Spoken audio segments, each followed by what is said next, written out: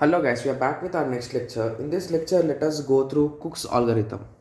Okay, so Cook's algorithm, this is also an important algorithm, but I was searching from past few days, but I didn't find the exact algorithm, like how it is done, like any kind of proof to solve it. But I found only theoretical statements that just everything is an assumption, guys. So that is the reason why I just given the statements here, so which I'll be explaining you right now. Okay, so initially Cook's theorem. So from the name itself you can say Cook's. It could be a name of a scientist, right? So the scientist Stephen Cook in 1971 stated that Boolean satisfiability problem is an NP-hard problem. So we discussed about satisfiability in our last lecture, guys, right? I hope everyone remembers about it. Okay. So he stated that that problem comes under NP complete problem. Okay. And the main thing that the satisfiability problem tries to prove or tries to satisfy is that Cook's theorem states that the satisfiability problem is in P, that is nothing but is in polynomial time if and only if a polynomial time is equals to non-polynomial time or non-deterministic polynomial time. So if you remember the graph or the chart which we have written, so inside we will be having P and the outside is nothing but non-polynomial, that is nothing but non-deterministic polynomial. So Cook's states that we want to make these both equal. So basically you want to convert everything into polynomial thing, that's it. So that is the main thing of Cook's algorithm.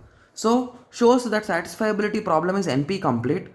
Cook's states that satisfiability is a polynomial time problem if polynomial time is equals to non-polynomial time. As we know, it is already non-polynomial time. So basically we know satisfiability problem belongs to non-polynomial time. So if you remember in our last lecture we have drawn this and in between we are having the satisfiability problem. Okay, so you can draw the diagram and you can repeat the topics if you want. Okay, so satisfiability problem in NP. Why it is in NP? Because a non-deterministic algorithm can guess an assessment of a truth value of variables. Okay, an expression is satisfied if its value result is true. So basically you will be writing a small expression and you will be substituting, sorry, I think it's not in the camera. Okay, so now I'll be repeating it. So because a non-deterministic algorithm can guess an assignment of truth values of the variables, an expression is satisfied if the value result is true. So basically whenever you are solving these kind of algorithms, you will be taking some examples.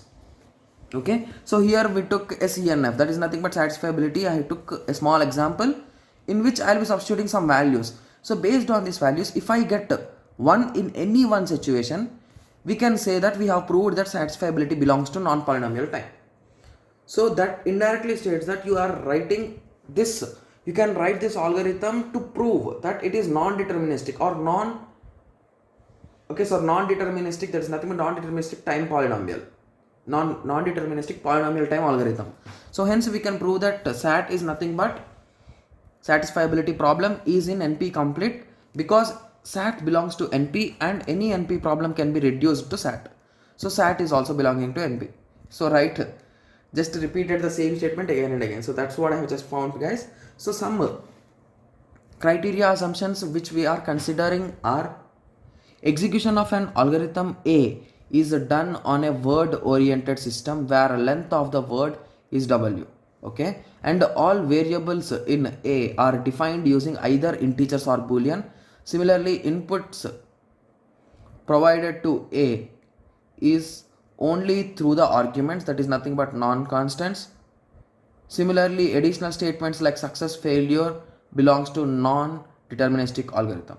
Okay, so these are some kind of assumptions that are given from Cook's theorem. Okay, so I hope everyone got some idea because I'm also not having the clear algorithm with me, so I have just given you an overview, guys. Okay, so in the next lecture we'll be going through click in decision problem. So click is a concept of graphs, guys. We'll be discussing about that in the next lecture. Thank you, thanks for watching.